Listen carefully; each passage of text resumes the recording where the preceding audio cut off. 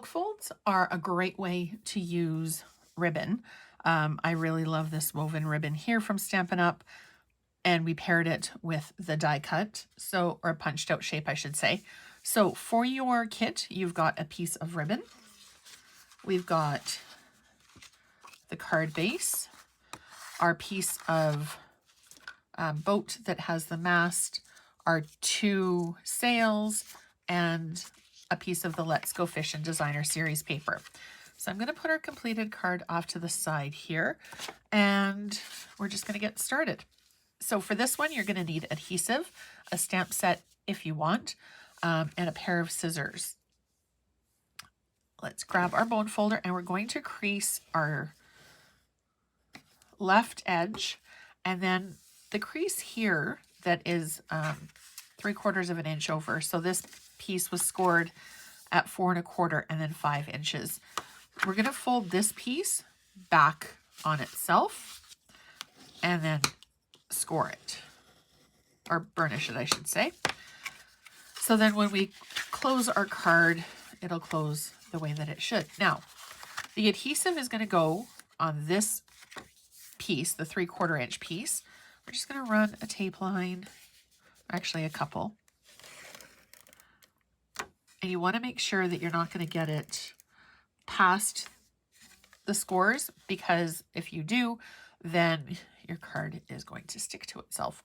We're just going to take the edge of our ribbon and adhere it. We're just going to do a little bit. You just need a little tiny piece, and then we're just going to wrap it around and then pull it a little bit tight and then tack it just there. And then we're going to take a piece and trim it. So this is another one of my favorite tips too. If you're using a regular card base size, instead of running it all the way around, if the layer is going to be hidden, I like to just tack it on the ends, because the adhesive that you put on the back of your card is also going to keep it in place.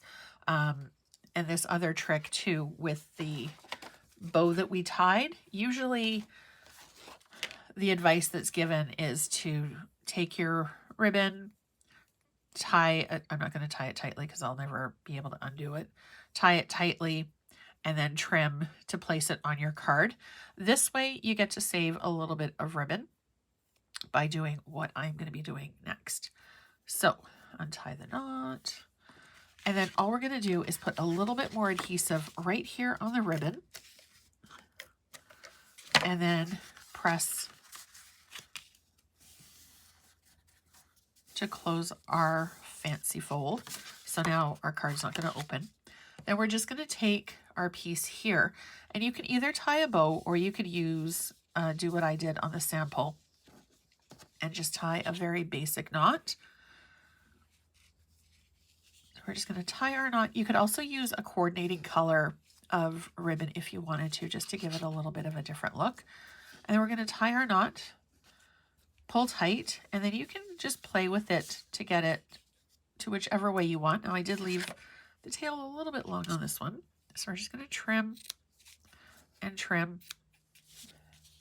And there's our ribbon piece done. Then we're just going to grab our designer series paper here.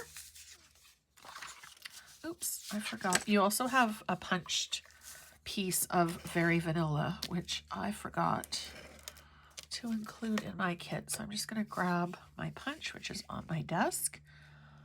Now we're going to kind of aim for center here. And,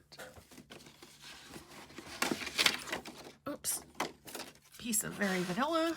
Grab our punch.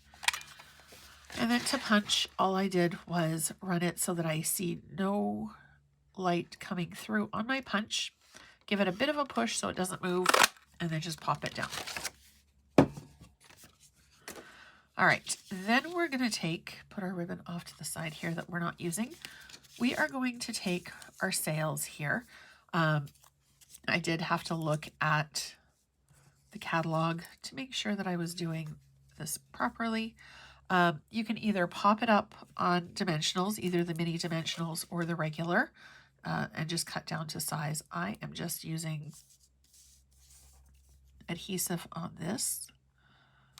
We're going to stick this down And then the small sail goes to the left side, and the larger sail, this curved part, goes to the outside.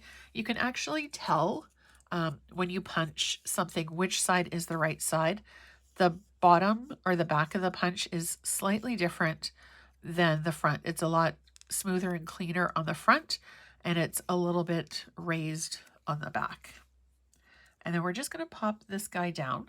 I am going to use some dimensionals on this one. I've got stuff from a previous project stuck onto my dimensional package.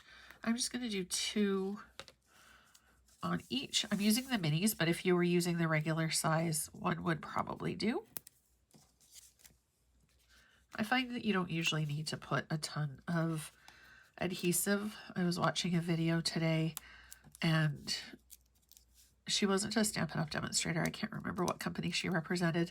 The card that she was making was absolutely stunning, but she had the tiniest little sentiment and had dimensionals just back to back. If that's your preference for doing it, that's perfectly fine, because there's no wrong in card making.